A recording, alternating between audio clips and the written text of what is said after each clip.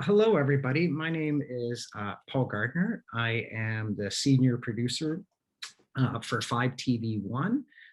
We are a channel on the Fibe TV network, so we're available as a channel. We're also available as an app, and so on your mobile devices.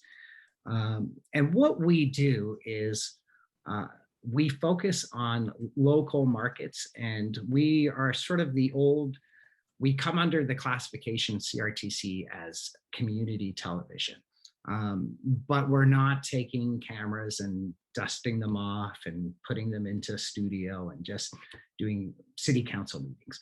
We wanted to do something a bit different. So what we do is we work with local producers from different regions. And in this case, we're talking about New Brunswick today. So we work with local producers from in New Brunswick. And we want the focus to be on stories that are from that community. So the way it works in New Brunswick is we have 3 regions that we sort of fund that sort of covers New Brunswick, which is the first one is Fredericton. So Fredericton and surrounding area, we have funding for. Also for St. John and Moncton area, we have funding, and then we also then have funding for the rest of New Brunswick. And those are the 3 sort of areas. What it means is that if you are a producer, director, talent, and you're applying to our proposal program, if you're in the St. John area, then we expect you to be pitching a show that's about that St. John area. And that really fits into sort of several categories. We do documentary, we do lifestyle, we are doing some scripted comedy, entertainment, children's television.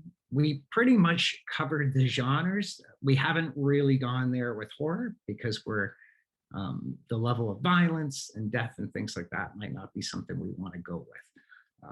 But other than that, we're pretty open to the idea. What we really want is for you to share with us your best sort of stories that are sort of maybe from your community or inspired by your community. And how we interpret community is just, it's pretty wide.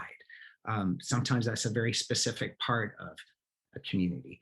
It could be an organization in that community, or it could just be, we've got this sports personality we want to follow, or there's this great concept you have for a scripted comedy that's sort of based, if it was in Fredericton, we would want it to be about Fredericton. We wouldn't want it to be about New England or New York City. We want these stories to feel like they, as I sort of say, hyper local with global appeal. So you're telling a story that it doesn't matter if you're from St. John, that I'm going to be interested in that, whether I'm living in Manitoba or if I'm in Newfoundland. And I jump over all the place here, so we will go back, and at some point, everybody, will open up for you guys to ask questions and everything like that. But in terms of, let me just go back here.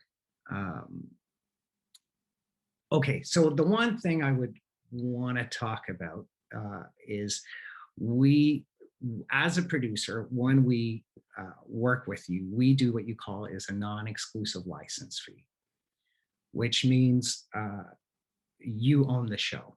We don't own it. We are licensing it from you, and we ask for exclusivity for the first 30 days. And then after that, you're free to do what you want with it. If you want to sell it to a competitor, if you want to put it up on Vimeo, or you have YouTube, or Air Canada wants to buy your show, or someone in another market's interested in it, we're okay with that. We ask, basically, when we do a show, we can keep it up on our channel for 5 years, but you're free to go and do what you want with it after 30 days. You are allowed to go after some sponsorship And we kind of have guidelines around that. And, you know, if it's a series that you're proposing to us, we usually ask to kind of, we want to see that stuff. We want to see who you're thinking about for sponsorship.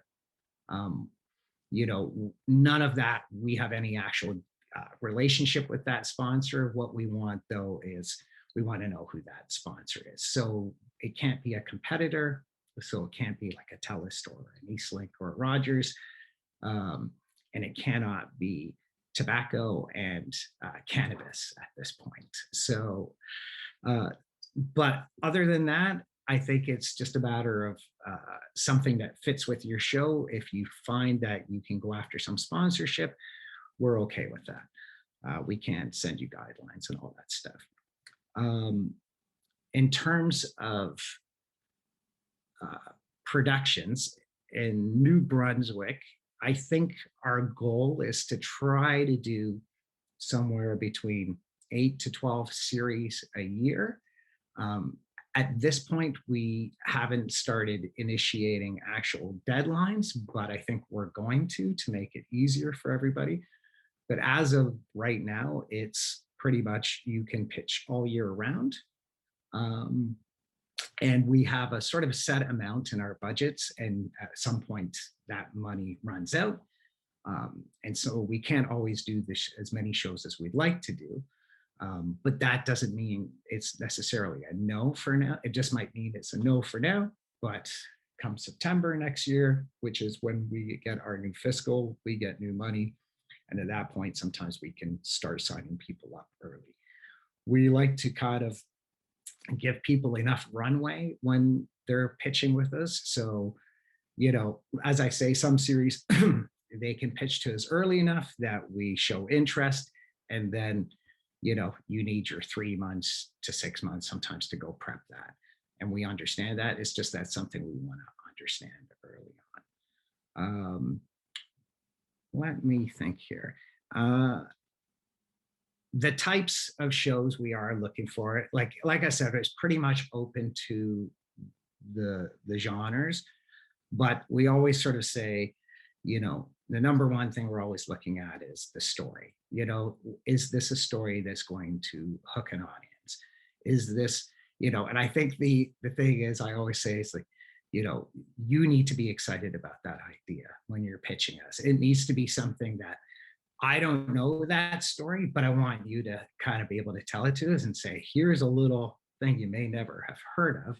And so we're always looking for that. We want to know what that hook is and how can you pull an audience in for that?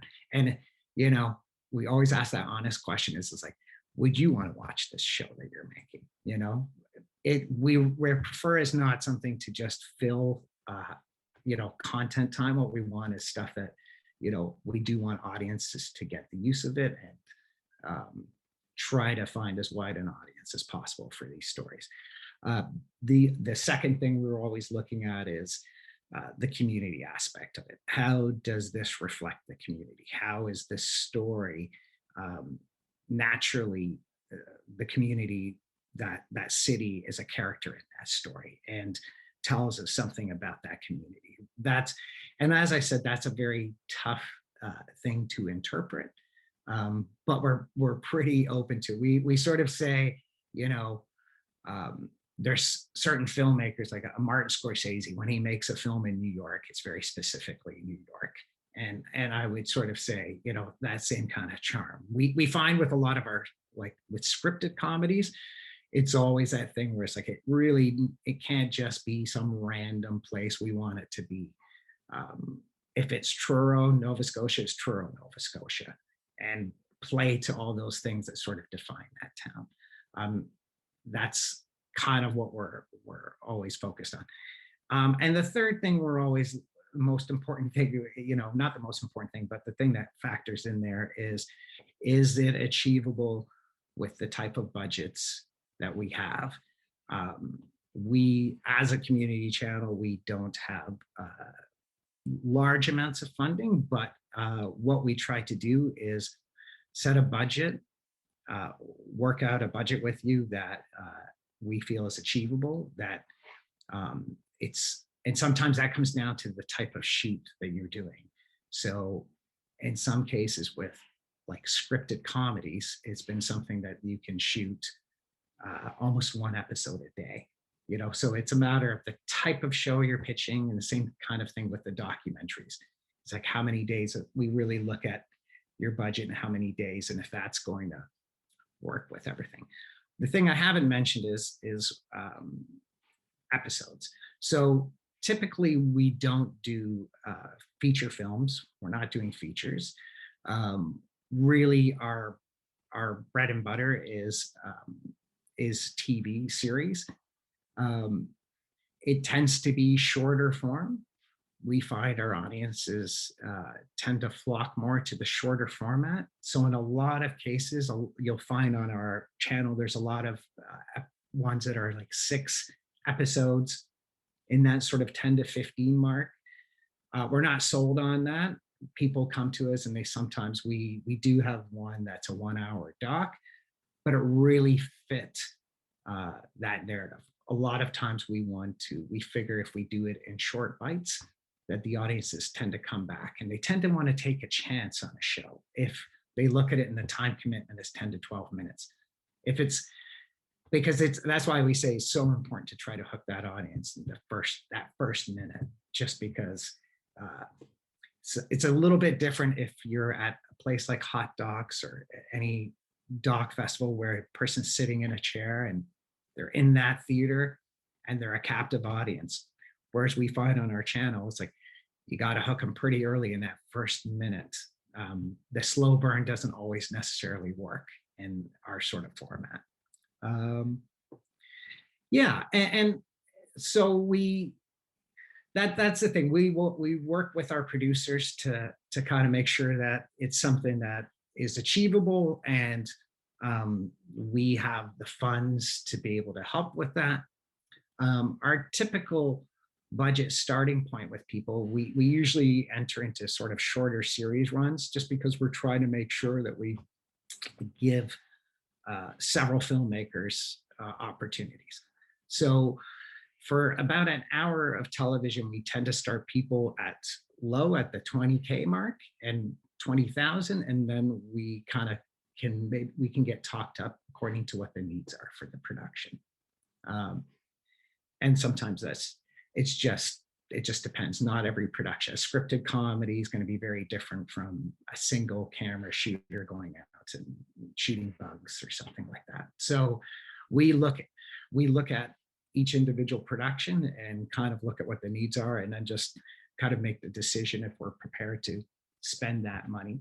And the one good thing is, I know in New Brunswick that there is support in there from Heritage and Tourism, I believe. So that is another way of people that if we move forward on a series with people, I think that is a fund that you are allowed to access. So that can help on things. The things you need to know is when you're proposing a program, the one thing that there's a couple of things that we can do to help. We cover the closed captioning. We also have a graphics person on staff who sometimes can help with the animations and graphics and things of that nature. Here's what I'd like to do, because it's probably better, is if I just sort of open the floor up and you guys ask questions, and you can either put them into the chat, or please feel free to ask, because I think it'll probably be better, and I'm sure everybody's got questions. So please feel free to go ahead.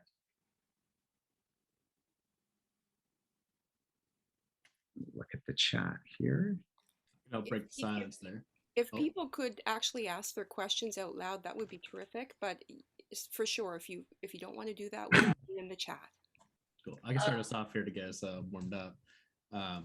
I'll say, like, I'm the least experienced person here. I'm sure I'm mostly here to listen in, kind of get the creative juices flowing. But I want to clarify: is the target audience like kind of a PG-13 sort of thing, like family friendly?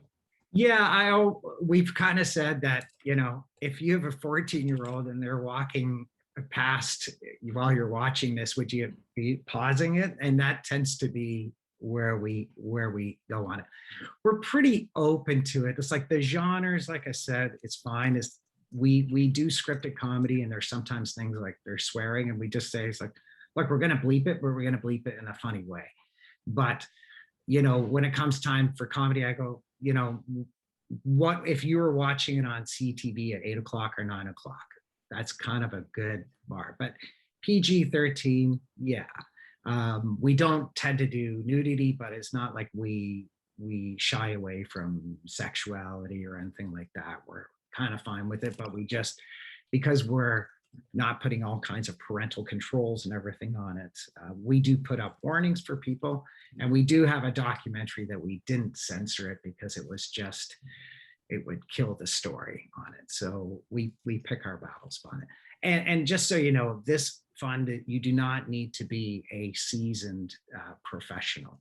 What we're looking for is emerging mid-level filmmakers. Those are our target.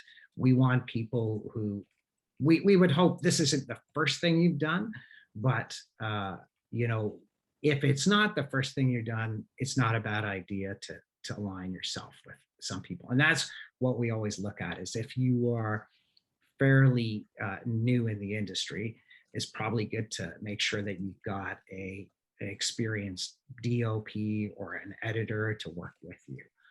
And those are the kind of things we kind of look at when we look at shows. Thank you. I'll leave the floor for other people there, and I'll come back to my other ones.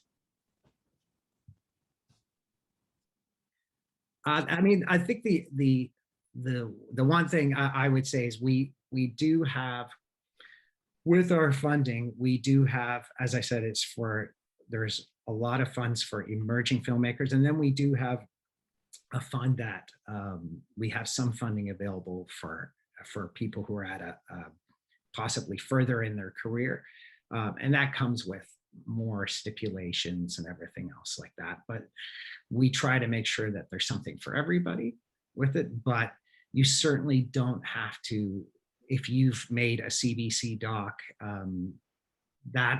it tends to put you into a category that's at a higher one. So this really is meant to be a fund to help incubate people's ideas for shows and give them experience working with a broadcaster. That's, like, we don't micromanage everybody, but we're there to sort of help you through those things. Like when people send us in like a scripted comedy, for instance, part of my job as the senior producer is like, I screen them, I vet them, I give notes. And we want to do that before people go out and shoot. And the same thing when we enter into shows with people, we want to see the rough cut, and we'll give notes on that, and we want to see the fine cut. Because it's going up on our channel, we got to make sure that everything meets with it. Plus, at the end of the day, we want to make sure that it's sufficient and that it is really. Sometimes I think it's good to have that objectivity of somebody else coming in and helping you with your structure, really making it clear for your audience what that message is that you're trying to say. So we don't just sort of sign people up and then go away. We tend to be there to sort of help people through that process if they need it.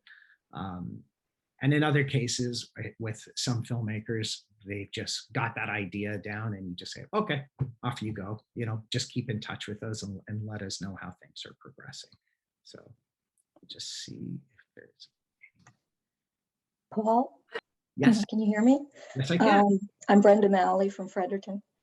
Nice to meet you. You talked about community, and I was wondering about that definition. I have been working on for about 3 years now, and I really put a lot of work into during the pandemic, an animated series. I wrote 12 episodes of 20 minutes, and I've been working with a person that's in the animated kind of business. So we're almost ready to do a pitch, but we're wondering, when you talk about community, the the series is called Gracie and the Pirate Queen. And the Pirate Queen is Queen Grace O'Malley from County Mayo, Ireland. And Gracie is her back in the 1600s. So it's very much a history learning kind of experience, but it goes back in time and in present. And Gracie is basically my niece kind of thing. So I'm just wondering, in the community, when you talk about community, and you said it could be a wide expanse of things, I'm just wondering if that would not. Sorry, excuse me. It could. Animation isn't something that we're against. We would happily do it. We do find that animation tends to be one of the most expensive things for people to do.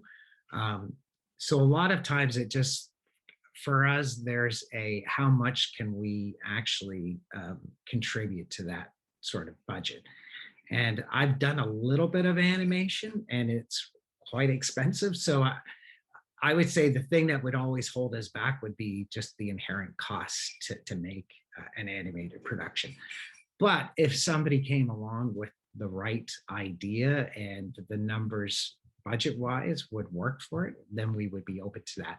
Because really, if you're telling a story about a community in Fredericton, and the animation might reflect that, and it's just this quaint little piece that tells us that these characters are in that world, yeah, that's definitely something that we would entertain.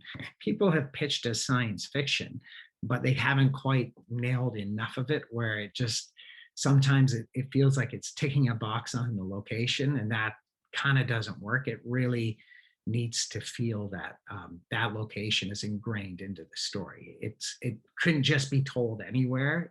It sort of needs to be told there because it's in a way sometimes about that place. And a lot of mine is based in history. So it goes back to Ireland, it goes back to sometimes other countries in Europe. Yeah, I mean, but it's major historical events. But the with our fund, the point of it with our agreement with the CRTC is we want to really tell stories that tell the story of New Brunswick, not of Ireland. Like, it can be part of a story, but the real focus has got to be in that region, and that's what we really, which is sometimes a bit of a challenge, but as I sort of say, everybody's got a great story about the place they're from, and we're always looking for those stories. Yeah. And we don't know what those stories are. People say, what are you looking for? It's like, we're looking for great stories, and we're looking for to come from strange places. Yesterday we did one, we just greenlit a series in Newfoundland called The Dogs of Petty Harbor, and it's a town of 400 people, but it was just, the more we heard about it, it was just a fascinating story about a town that doesn't want to come into the modern age, but still needs to. And this is a town where they shot orca back in the 70s. And it was just this, so the more they talked about it, it got us excited about this tiny, intimate story about a place that has its own dialect, and there's only 400 people there. So those kind of, plus we had, the filmmaker was very passionate about it. He's from the area, he still lives there. So for us, it was like, what better person to tell the story of that town than someone who lives there and is part of that and has the trust of those people as well. They don't want someone coming in from Toronto to tell the story of their town that they haven't lived and breathed it. So we feel it's like that coming from a place and living in that place is the best authority to be able to tell those stories. So we say it's like, that can be true crime. It could just be we're doing in actually in Moncton this year, one of our biggest successes is a documentary called A Man Called Charlie. That was dealing with the homeless situation and that Charlie taking on that. So we're not looking for always the easy documentaries and we want to be able to, as I say, it's like, if you want to go pick a fight, then go pick a fight. You know, if it's the right fight and it's telling a story that something has to happen in a community or a change in a community, we're happy to look at those stories as well. And just so you know, we have our proposal program. It's very simple. If you go on Google, type in Fibe TV1, you will find us, and you go to About Us, and you can propose a program, tells you how to get involved.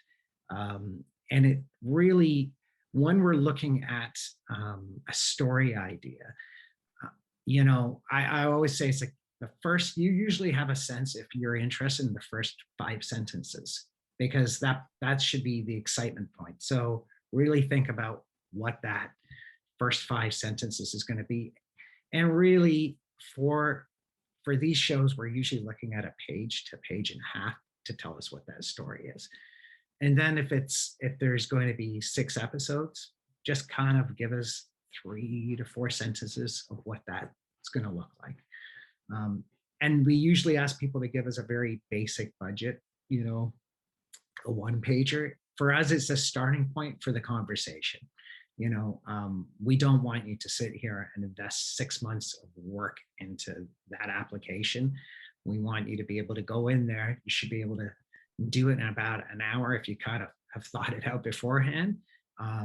And really, our job we don't want to just get to a quick no. We would rather, our job is to try to get as many shows as we can going with, if we're excited about it. And like I said, sometimes we can't take them all on in a year, but if people have patience, we can sit there and say, we like it enough that we think, let's talk about it and see if come, you know, the next fiscal that we could continue on funding it like that. So when you're talking about the location, you're thinking of the location more as a character in the show and less of this is happening here at. I mean, it's a hard thing to interpret. I mean, it can be this story takes place in Halifax, and I mean, we're not saying that that it has to be a full-fledged character. We just sort of say, when you're doing a scripted in particular, it tends to be why here, you know, what makes this town. So if it was, you know, we're doing one that was very much about in Nova Scotia, we did a scripted called Trapped, where a guy loses his job in New York as a stand-up comic because of COVID and has to move back to his mom's basement. And it was in Truro. And at that point, everything came down to nailing any local sayings and even nailing some local comedy and making sure that you're not just talking about some fictional restaurant. Try to make it real and try to shoot at those locations. And really, you know, if there's something that's particularly quirky or quaint about that place, we want that to be reflected. Oh, can you hold on one second? Ethan, I'm on a Zoom. Sorry, that's my son. Did that answer that question? Yeah, it sort of did. I was just wondering where your focus is to, because you said the sci-fi, it just sort of ticked the location and you wanted something more than that. I was wondering if do you need it as a full-fledged character or yeah, I mean, in between? If it was science fiction, we would probably say, well, then it would be probably something to do with environment. And what would be, it would be if someone actually had sat down and said, you know, in 50 years, this is what we think St. John's is going to look like, you know, like St. John. And then they were able to kind of do something that reflects on what's happening in St. John today. And this is the result.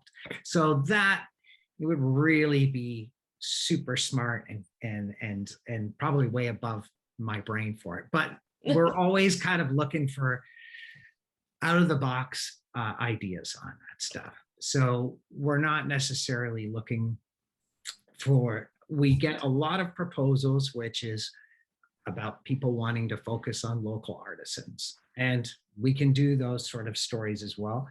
They don't tend to get the type of views that we want. That's why we say it's like, tell us the stories from your community. So, if there's something that you have always had a burning desire to tell that story of, that's the pitch that you should be telling us. It's the one that you're most passionate about. We say it to everybody, is like, what excites you? Tell us the story that excites you, that you actually say, I know I don't have this big budget, but I know I have enough that, my partner, my wife, my husband is not going to be upset because I'm doing this show. At least what we want everybody to do is be able to pay themselves a fair day's wage, and be able to achieve making that series. And that's why we sort of say, when we're looking at budgets, we go, if it's 6 days of shooting, how much is that? If you've got a cameraman and a sound person, an extra person, it's like, that might be a $2,000 a day. And if you're doing 6 days of that, you're at 12,000. So math is a big thing for us with this. We always kind of look at it, and then we'll look at your how much do you have in post-production? Do you have enough to do? And sometimes we do have people who haven't gone down that road, and we try to help them understand that. Or it's like, maybe you need more money in your budget for it, because if you arrive at that later, post-production is usually the thing that's the most underfunded, and tends to be, I always sort of say, 33% of your budget kind of put aside for that, because you do have editors need to get paid and they want to get something. So let's see, do we have any other questions? Yes, I have a question. I was wondering, would it be possible, I submitted a film for the Silver Wave Film Festival, and I was lucky enough to be selected to be in it. And I was wondering, would it be possible for Bell to do a series based on talented local artists, like different episodes, things like that? Because St. John was designated the cultural capital of Canada, and we really do have an amazing arts and cultural community, just like Fredericton and just like a lot of other cities and communities here. Is that something that's been done too much, or could it be done freshly? Like everything, I always say, just it's what's the approach and your take on how you're going to do it. I always sort of say, it's like, do you have a little personal spin on it that that's going to be the thing that hooks the audience? So yeah, I mean, we look at all kinds of stories that way. There's just different ways how people want to interpret meeting that artist. I kind of tend to say to people, we had a show where a guy was going to interview local artists, and he himself was an arts critic. And I said, well, I think there's a missed opportunity here. I said, you could interview them, or you could try as the art critic to be in their shoes. So put yourself in their shoes, and let's see you do that interview, ask all those questions, but try to be in their shoes, do that painting, do that carving so we just kind of took the idea and made it a little bit more, there's stakes in it. There was a challenge in it. So I would say, yeah, we're always interested in stories of local filmmakers. We did a show years ago in Toronto called Sound and Vision, where we worked with local filmmakers, and we turned around and kind of gave them a little bit of a film challenge. Like, okay, we know that you're at this level, but what can you do with $100 and one cameraman for a day and a couple of days in post? And it was like, take this piece of music, interpret it, and come back with it. So I sort of say, it's like, yes, we are interested in those stories, but what's a kind of an interesting take on getting that same information, getting that person on camera to tell that story, but maybe give them something else to do.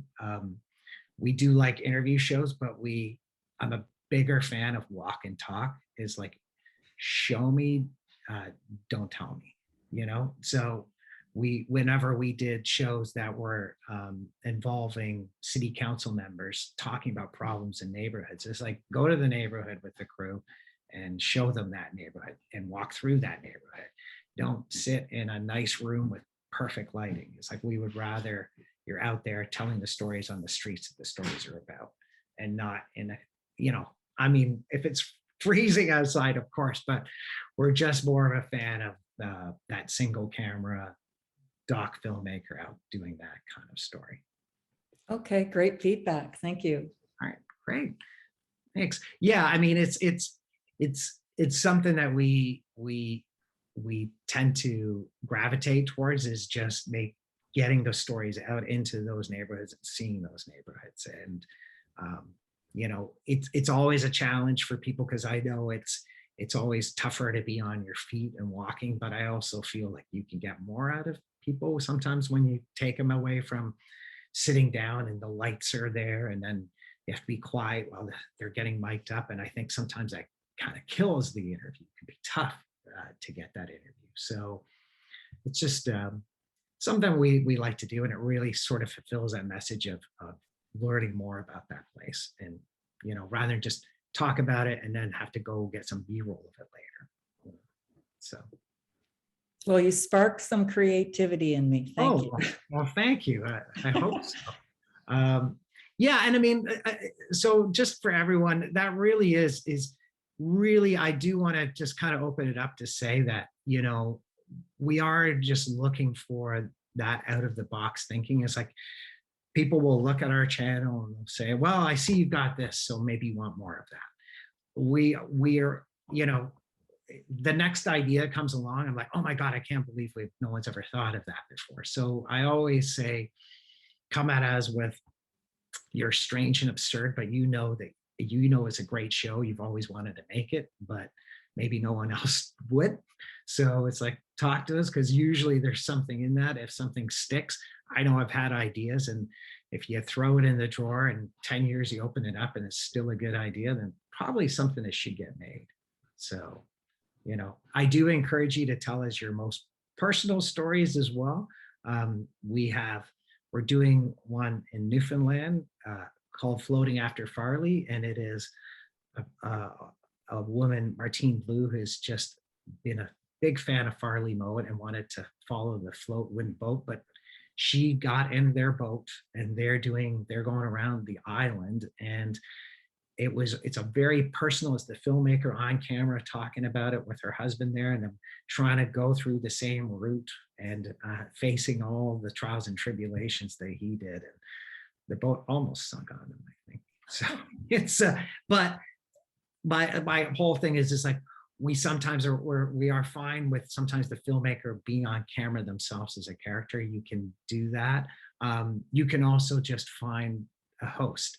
The other thing I should mention is the individuals or groups can apply for this.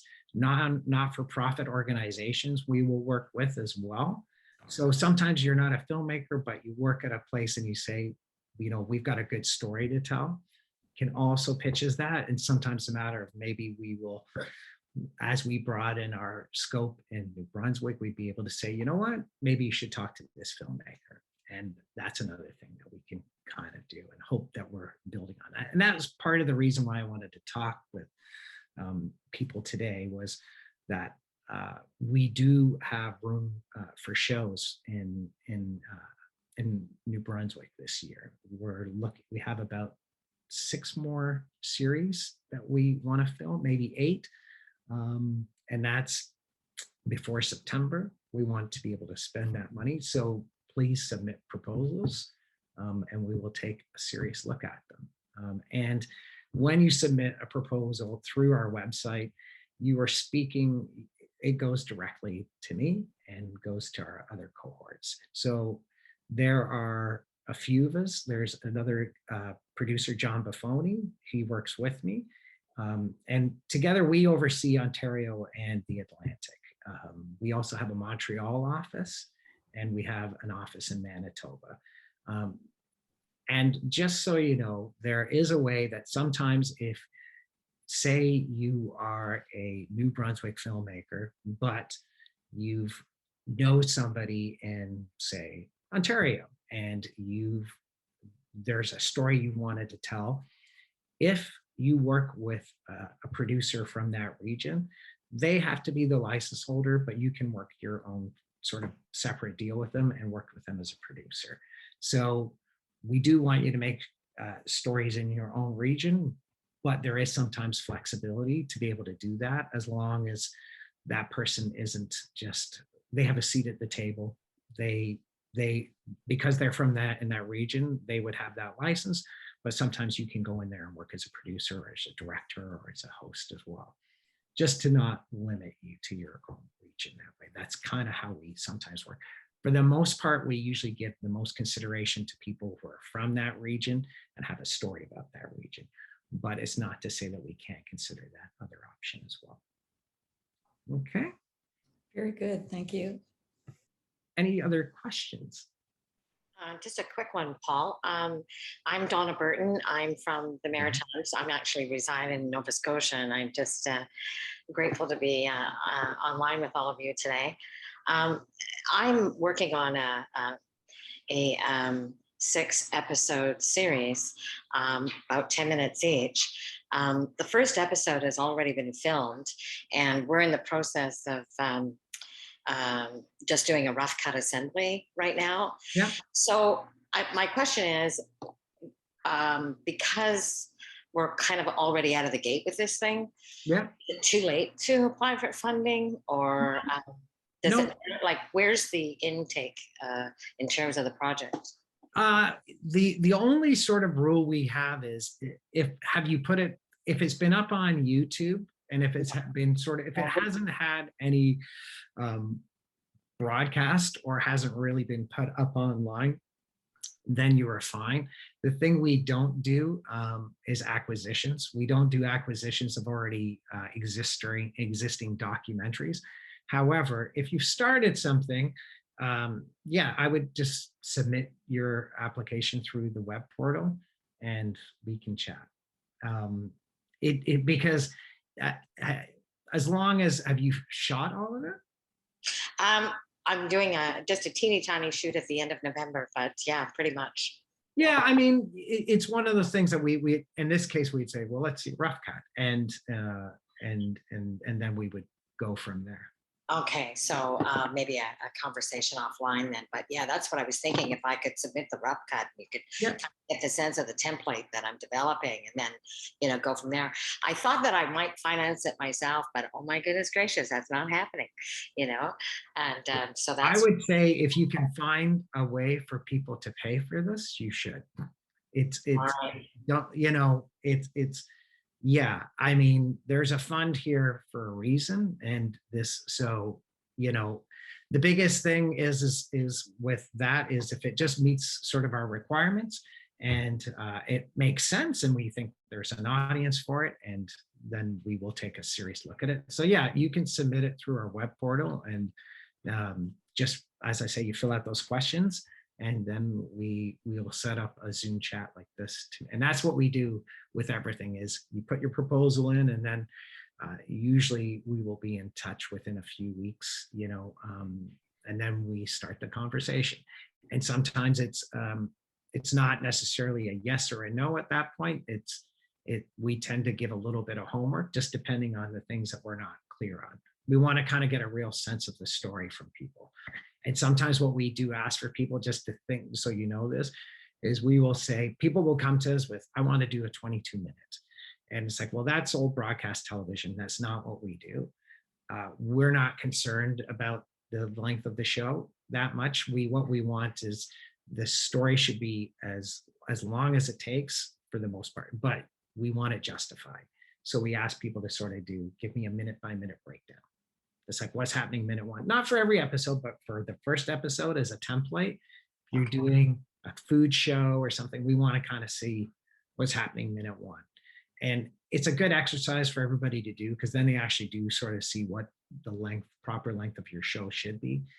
Because oftentimes we will get a 2-minute opening and then a minute of credits. And I'm like, you have a 10-minute show. It's like if you watch TV trends, it tends to be 10 seconds, 15 seconds. HBO, their comedy shows have a 5-second opening. So I tend to say, you look at, is the audience's finger on the clicker, right? So it's a matter of how do we keep them? And it's not about necessarily cutting it fast. It's just understanding your audience and like, especially in comedy, it's comic timing, but in a documentary, it's at what point do you need to know when to cut out of that statement. A lot of times people will keep one more sentence in. You're like, no, that was the impact. So that for us is do that sort of exercise of the minute by minute breakdown. And yeah, like I said, with that application, we take a look at the budget, and we will really, part of it is when we do the pitch with you, and is to kind of poke holes in the show before you go and shoot it. If we're gonna, and also gives that filmmaker just the little things that they may not have thought of, or all the different factors. So it sometimes takes 2 to 3 meetings for us to make a decision on that.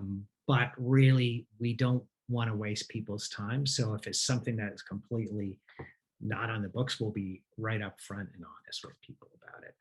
But if we see the possibilities in it, we sort of say, come back, and then we'll see what we can do.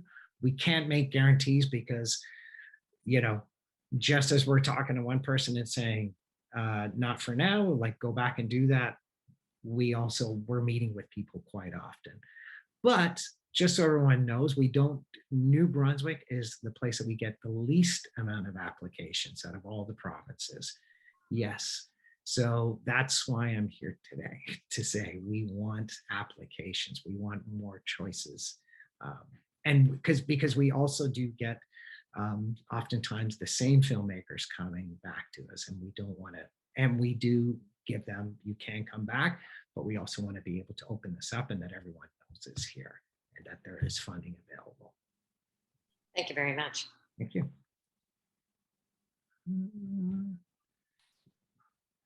Any other questions? Yes. Yeah, I have a question. Hi, Paul. Thanks for doing this today. What's kind of the general timeline in terms of pitching from the time that someone pitches you till the decision is made? And also, like, what's the average timeline for production and post-production for a project? Those are really good questions. It varies in decision, when we're making decisions. Like right now, I would say is the best time to be putting in your application. And I would like to sign up some shows before Christmas. So, because what we usually try to do, the ideal situation is that we fund a series in the fiscal year, and hopefully the person can deliver within the same fiscal year. So the ideal situation is for people to be able to deliver as a series by September of next year. But depending on the series, sometimes that's not always possible. So we do look at that, and we have extended a couple of shows into October and November, because that's the story it needs to be told.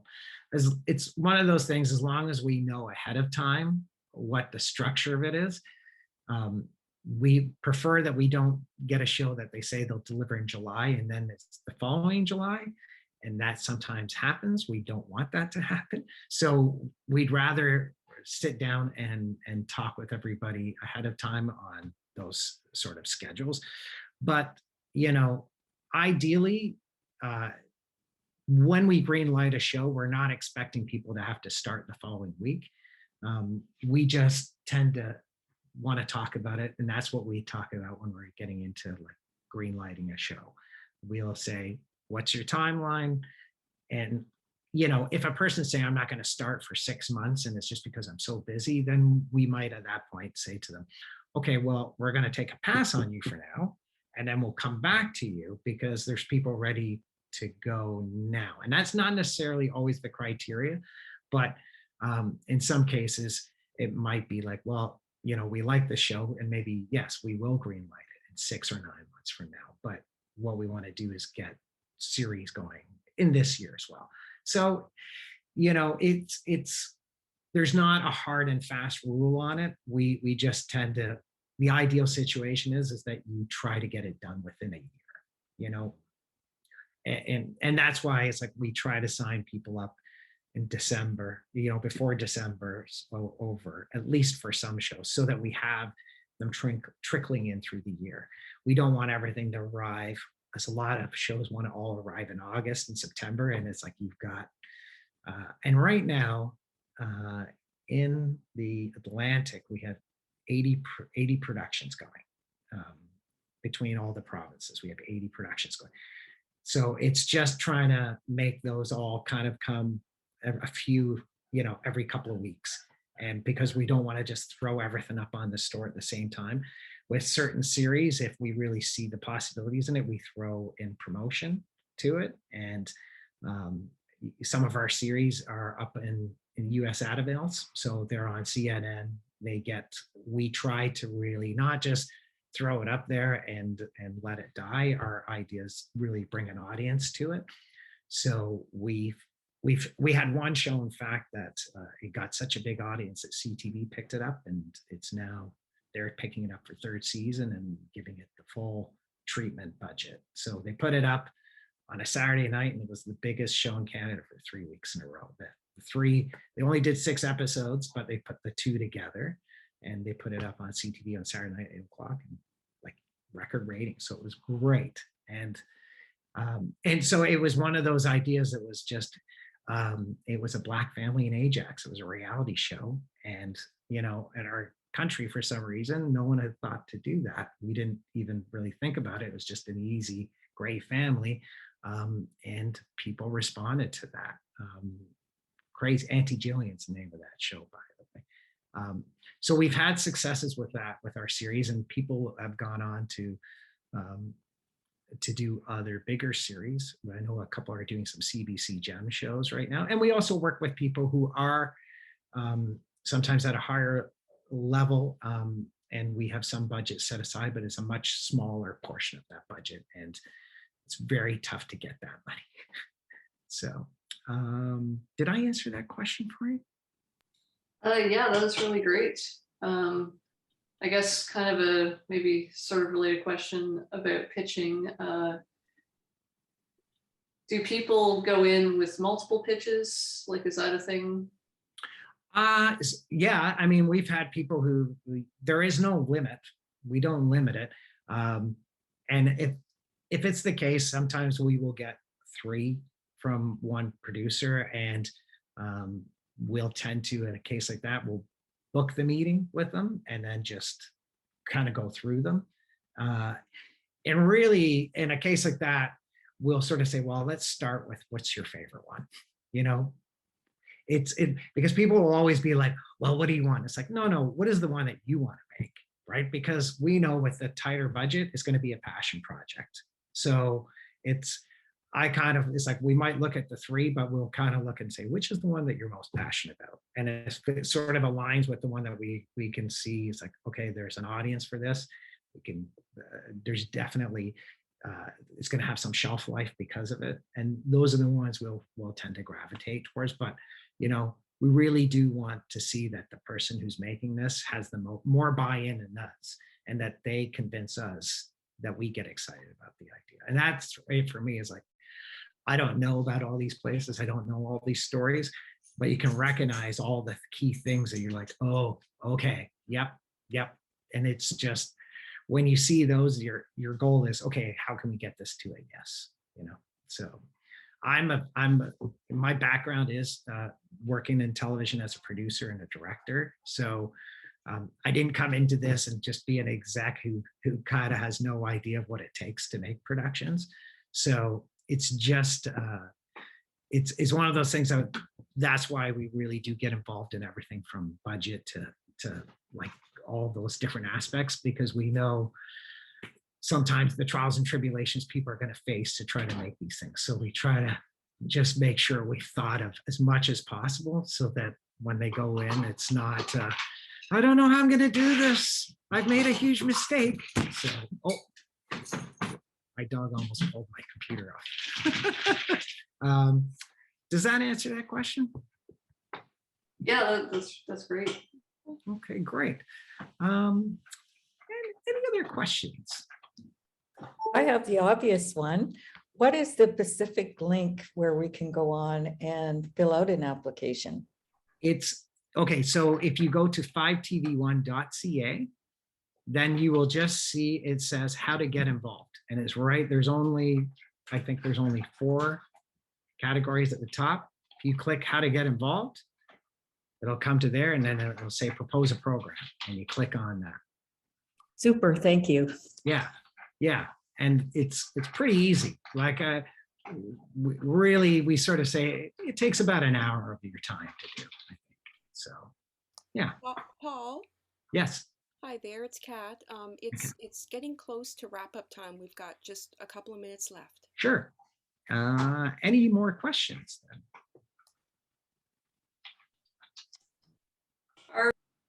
Are producers always incorporated when they pitch to you, or can that happen after? Yeah, I mean, all we really need is an HST number. That's it, right? When we do the contract with you, you can be an individual, you can be incorporated, or you just need to have an HST number. That's it, your business number. But you do not need to incorporate. It's just the one thing we always say is, the name on that license has to match what the check's being written to. So sometimes people will write a production company name into the license, and then the bank doesn't know about that. And then that money kind of gets lost for a little while. So it's just a matter of, if you are going to start up a business, make sure that the bank recognizes that and you've set up an account for that. But if it's just you as an individual, yes, you can apply as an individual. As long as you have an HST number and you've registered for that, we're good to do business with you. And just so you know, though, there's the license fee, and then you charge, of course, the necessary tax on the HST on top of that. So whatever license fee we agree to, we also charge the tax on top of that. All right. Any other questions before we wrap it up? Okay. All right. Well, thanks, everybody. Again, it's like, if you send those applications in, we'll take a look at them, and I'm happy to talk to everybody.